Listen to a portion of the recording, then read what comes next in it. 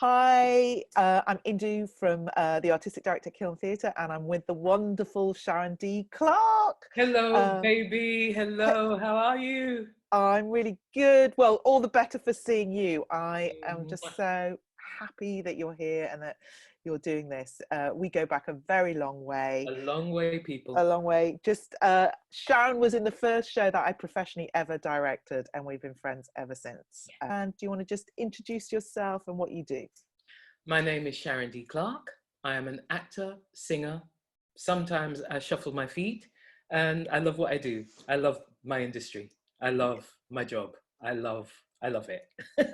I mean, your career has just spun everything from plays to musicals and West End. Um, Before we get into that, what got you the bug? Do you know, is there a moment that you can talk about that as the young Sharon D Clarke that went, oh my God, this is something I want to do. This is something I want to do professionally. Can you just... I was 6 years old, a friend of mine from school, and you know what? The sad thing is, to this day, I can't remember her name now, which is terrible, but wherever you are, God bless you. She was going to a dance school up in Clapton, Lower Clapton near Stamford Hill, called Ivy Travers Dance School. And I asked my mum if I could go. So I went with Linda. Oh my goodness, thank you, universe. I don't know where that came from, but I went with Linda down to Ivy's. Ivy's was a little Jewish lady who ran this dance school. We did tap, ballet, pantomimes, variety shows.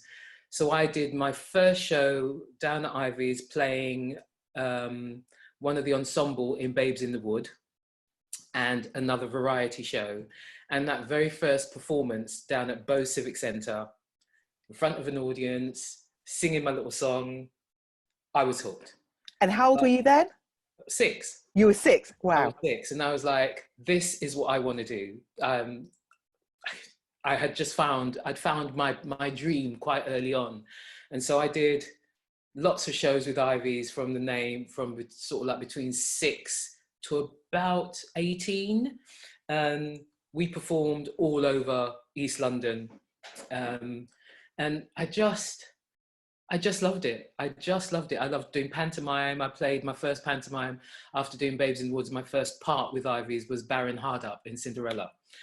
Was there a moment, because I know that we often have this passion and excitement and something that we love, but was there a moment that you went, oh my God, this could be my living, I can make this is something I can do professionally? That moment for me came courtesy of my maths teacher, Mr. Bond, who employed me when I was 14 to do a concert at his community centre, and he paid me. I was 14, I wasn't out into the world working yet, but the fact that he paid me to sing, which was something that I was doing in assembly, something that, do you know what I mean? We didn't get paid at Ivy's. It was kind of like, you know, experience. But that moment was, this could actually work. Someone is paying me to do this. This could be a job. Yeah. And then when I got Southside at Battersea and got a paycheck, that was it for me. I had arrived. I was actually doing what I loved doing, had been doing since I was 6, and now I was getting the weekly paycheck for it. That is the big shining moment. So there was, I suppose it's those two, that first payment and then my first pay packet. What were sort of things that made you feel I've arrived, or I've really been inspired, or, you know?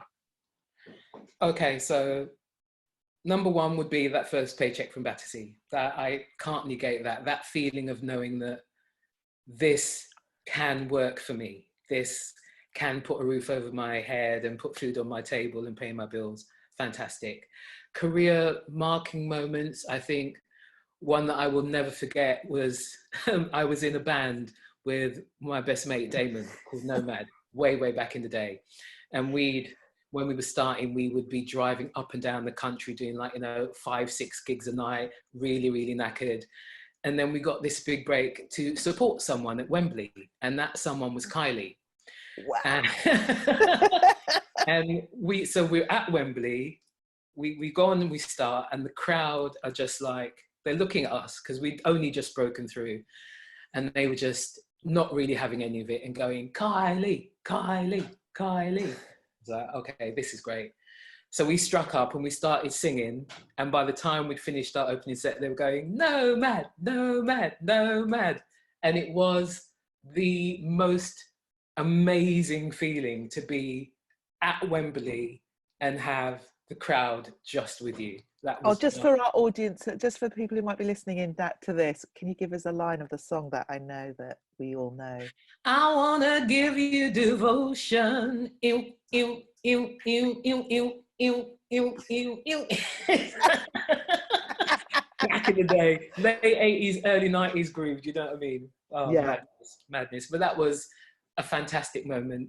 Another brilliant moment, well, twice actually, the Olivier's. So I went to my first Olivier in 95. But my mum and dad and I got nominated for Once on This Island. And as black folk, there was me and Adrian Lester. That was it. Just the two of us in the room, and both our respective parents. But being at that Olivier Awards and being there with my mum and dad, and for my mum and dad to see that their support and their camaraderie and their love had seen me recognised in the business. Do you know what I mean? For them to go to that big awards ceremony on what was like my first big West End show, and to have that recognition and for them to be there to witness it was just, it was so special. So special.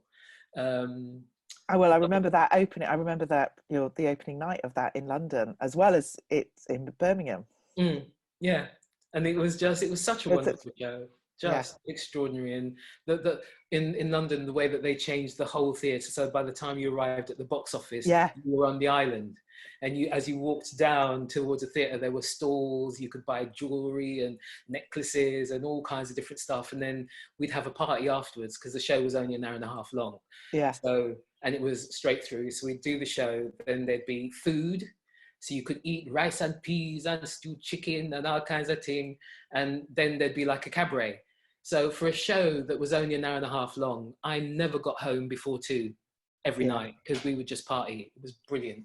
Yeah, there've been some good times, been some brilliant times. Shows, different shows for what, as markers of me, as what they've done. Something like Ghost in the West End. I never saw myself as a comedic actor. So to get a role like Oda Mae, who's she's just such comedy genius, do you know what I mean? You know, Whoopi Goldberg played her, who's comedy genius. So to do that and overcome that kind of challenge for me, not thinking that was who I was. I'm not a comedic actor, but doing that role and having great fun with it, and that fabulous music from Glenn Ballard and Dave Stewart, just brilliant things. There's so many. I know there's so many. Markers. I mean, We Will Rock You. You know, We Will Rock You. I mean, madness, absolute madness. Crazy ass show that no one thought was going to run. You know, we were 2 weeks into our run, and we were getting the rumors were going that we were going to close, that we were going to not survive, and all this kind of madness, and that the show was crap. And I think what really helped rock you at that point was we did the Queen's Jubilee. Yes. Brian was on top of Buckingham Palace doing his guitar solo. And I think by the time they saw the cast and heard the voices, and my God, I have to say, they cast some voices, man. I mean, it was a real privilege and an honor for me to be stood by the side of stage, listening to Kerry Ellis sing Only the Good Die Young, listening to Tony Vincent and Hannah Jane Fox just killing out those songs. I mean, glorious voices. Alexander Hansen playing Khashoggi, me and him doing It's a Kind of Magic. It was just madness. And then rising up out of the ground on that platform and going out onto the audience and spinning and being like practically able to touch the audience as Killer Queen. It was great. And she was a baddie. I'd never played really a baddie on that bigger scale before. So it was wonderful and different.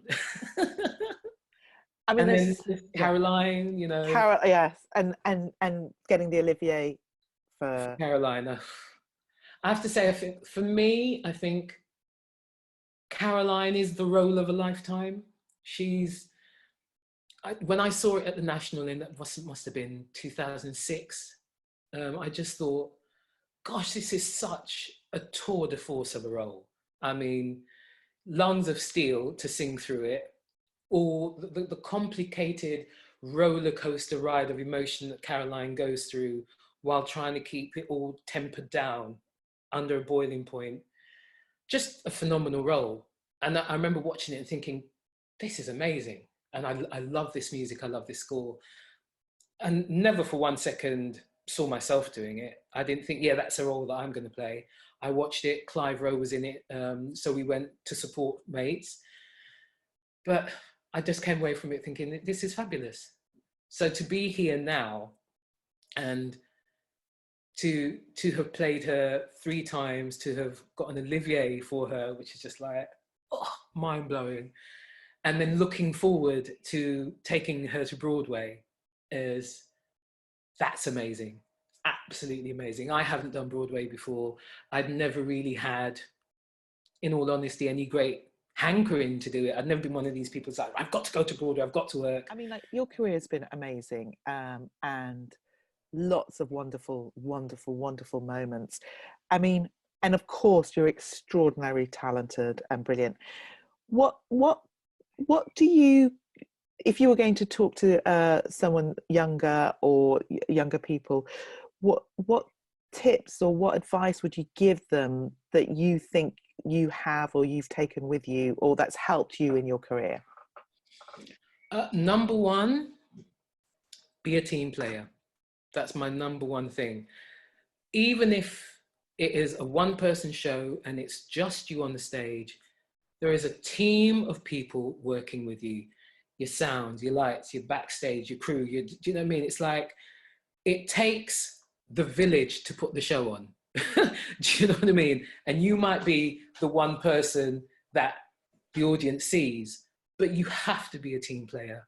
You have to respect the other people that are working around you and what their jobs are and how their jobs uplift, supplement, do you know what I mean? Help you to be the best that you can be. Think about your dresses. Do you know what I Yeah. mean? Having done West End shows where I've seen young people come off stage, sit in their clothes, chat on the phone, while the dressers and the wardrobe department have been in before they have to get everything ready and will be there long after they're at home because they've got to get everything ready for the next day. You know, it's just treating people with respect. That's my first thing. It's not always about how you run off and be a big star. It's like how you are within the industry with people. You know, I was very lucky to have fabulous people like Mona Hammond and Carmen Monroe and Carol Woods from when I was understudying Blues in the Night, who taught me about how you hold yourself in the industry, how you are with people. And it's not about being the big I am or big queen bee. It's about being a team player and respecting everyone around you who works within the industry, not just the other actors. I'd also say usher. I tell every young person to go and usher. Not only are you earning some money, but it's the most magnificent free masterclass. You go in, you can pick a different actor, see what it is about their performance that draws you in, that makes you sit back. How do they handle an audience? How do they upstage other actors? Are they generous?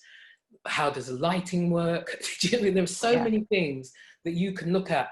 Does that music work? Are people, you know, running around to the sound of their own feet in a scene change? How do people deal with the incidentals? How does that lighting match with that music?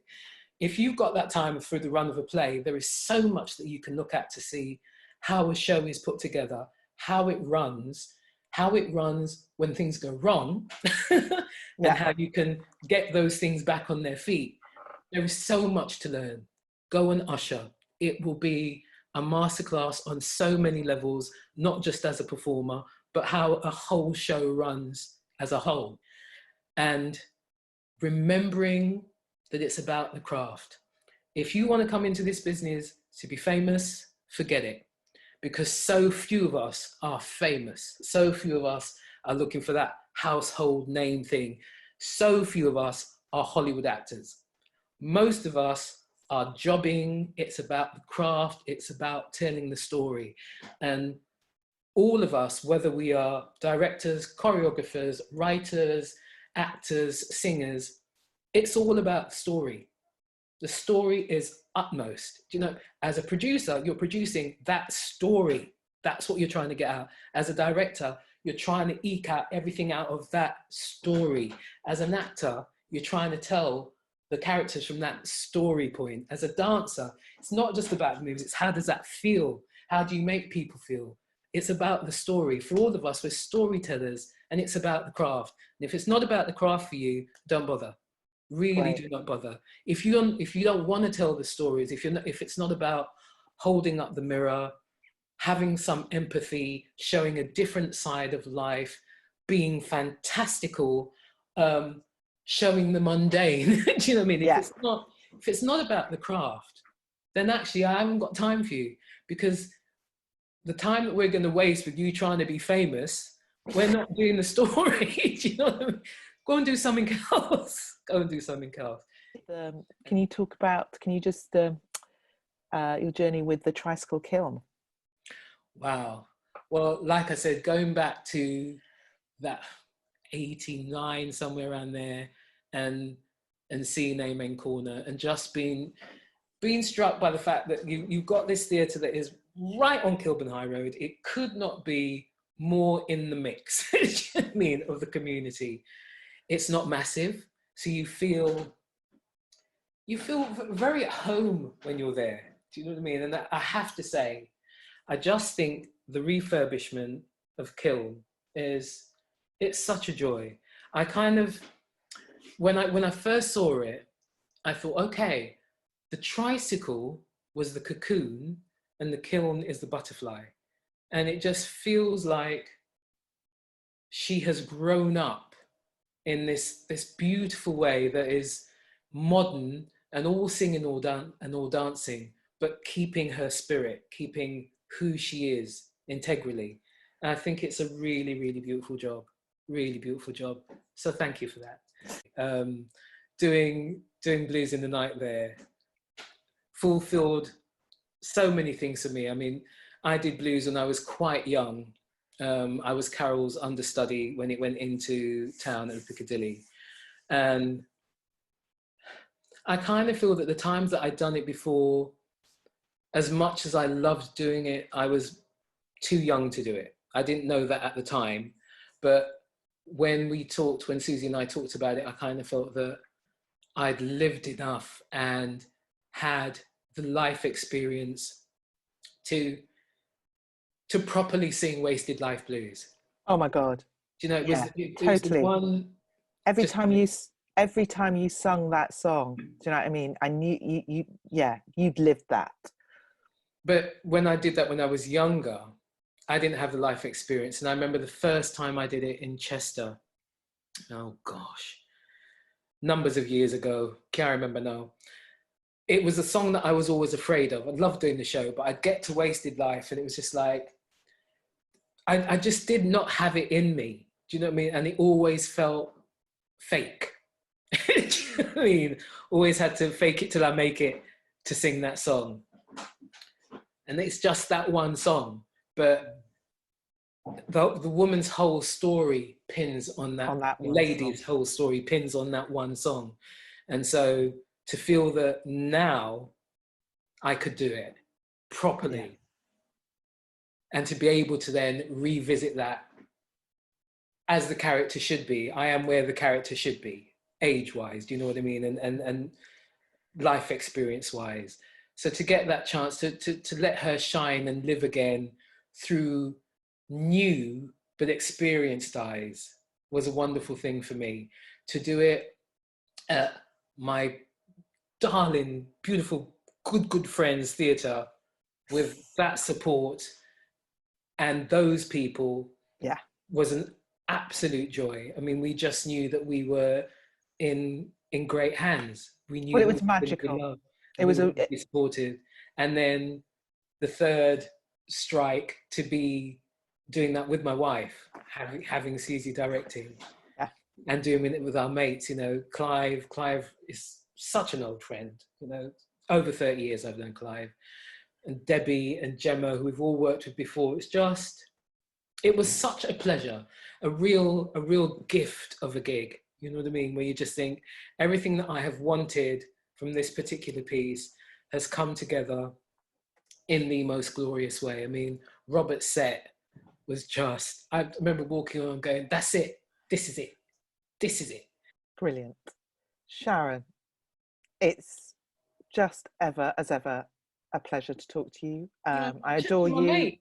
You're my mate, and thank you for doing this. And yeah, see, I can't wait till I see you in person and that we can maybe hug. But Squeezes, squeezes. I mean, that is the one thing. I mean, we've been, Susie's mum lives in Sidcup, and we've been driving down there once a week and taking over some shopping and stuff. But that whole thing of having to stand back with the mask on and the gloves and not being able to squeeze, that's the only thing I'm finding hard about this. I'm a very tactile person, and I love a squeeze and a hug and a kiss, and that's what I'm missing, not being able to have that physical contact with people.